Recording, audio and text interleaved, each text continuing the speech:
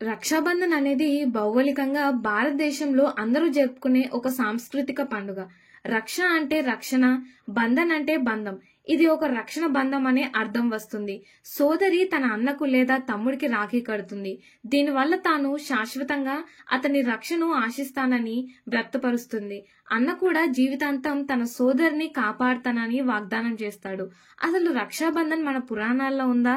రక్షాబంధన్ గురించి మన పురాణాలు ఏం చెప్తున్నాయి? అసలు ఇది ఎక్కడ మొదలైంది అనే అన్ని ప్రశ్నలకు సమాధానం ఈ వీడియోలో తెలుసుకుందాం. నమస్కారం, హిందూ మార్గం ఛానల్ కు స్వాగతం. రక్షాబంధన్ పురాణాల్లో స్థానం సంపూర్ణంగా ఉంది. ముఖ్యంగా కింద పేర్కొన్న పురాణ గాథలు ఈ పండుగకు మూలమన్న విశ్వాసం ఉంది. మొదటిది శ్రీకృష్ణుడు మరియు ద్రౌపది కథ. ఈ కథ చాలా ప్రాచుర్యం పొందింది. మహాభారతంలో శ్రీకృష్ణుడు శిశుపాలను వధ చేసినప్పుడు ఆయన వేలికి గాయమవుతుంది. దాన్ని చూసిన ద్రౌపది వెంటనే తన చీర కొంత భాగాన్ని చించేసి ఆయన గాయాన్ని కట్టింది. దీనిని ఒక రాఖీలా భావించి శ్రీకృష్ణుడు తన రక్త సంబంధం కంటే గొప్పగా ద్రౌపదిని రక్షించేందుకు వాగ్దానం చేస్తాడు. తర్వాత ఆయన ద్రౌపది వస్త్రాహరణ సమయంలో ద్రౌపదిని చీరలతో కప్పినప్పటికీ ఇది ద్రౌపది కట్టిన రాఖీ ప్రభావంగా భావించబడుతుంది. రెండవది యమధర్మరాజు మరియు యమున. పురాణాల్లో మరో కథ ఉంది. యమున తన సోదరుడు అంటే యమధర్మరాజుని సంవత్సరం మొత్తం తన ఇంటికి రావాలని కోరుతుంది. యముడు చివరగా వస్తాడు. ఆమె అతనికి రాఖీ కడుతుంది. యముడు తృప్తిగా ఆమెకు వరం ఇస్తాడు.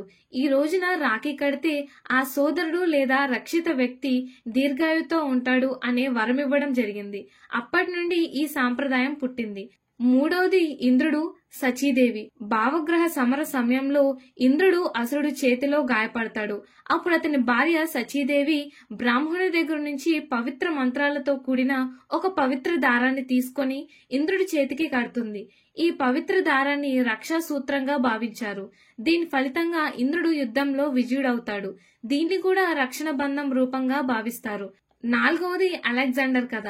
ఈ రాఖీ పండుగకు సంబంధించిన ఒక ప్రసిద్ధమైన చారిత్రక సంఘటన అలెగ్జాండర్ భారతదేశానికి వచ్చినప్పుడు జరిగిందన్న ప్రచారం ఉంది. ఇది చారిత్రకంగా పూర్తిగా ఆధారాలు లేని కథైనా భారతీయ సోదర సోదరి ప్రేమ గొప్పతనాన్ని తెలియజేస్తూ పాఠంగా చెప్పబడుతుంది. క్రీస్తు పూర్వం 326వ సంవత్సరంలో గొప్ప గ్రీకు జనరల్ అధిపతి అలెగ్జాండర్ భారతదేశంపై దండయాత్ర చేస్తాడు. అతడు పంజాబ్ ప్రాంతాన్ని ఆక్రమించే ప్రయత్నంలో ఉన్నప్పుడు అక్కడి రాజులు అతనికి వ్యతిరేకంగా పోరాటానికి సిద్ధమయ్యారు. ఆ సమయంలో భారతదేశంలో పౌరాణిక సాంప్రదాయాల ప్రకారం రాఖీ పండుగ జరుపుకుంటున్నారు. ఈ సందర్భంలో ఒక తెలివైన మహిళ అంటే అలెగ్జాండర్ భార్య రొక్సానా భారతీయ సాంప్రదాయాలపై ఆసక్తి చూపింది. ఆమె తన భర్తకు రక్షణ కల్పించాలనే ఉద్దేశంతో భారతదేశపు శక్తివంతమైన రాజుల్లో ఒకరైన ఫోరస్ మహారాజుకు రాఖీ కట్టిందని భావన. రాఖీ పండుగలో సోదరుడు సోదరి రక్షణ బాధ్యత తీసుకుంటాడు కాబట్టి ఫోరస్ రాక్షసుడిలా కాకుండా ఒక రక్షకుడిగా ఉండాలని నిర్ణయించుకున్నాడు.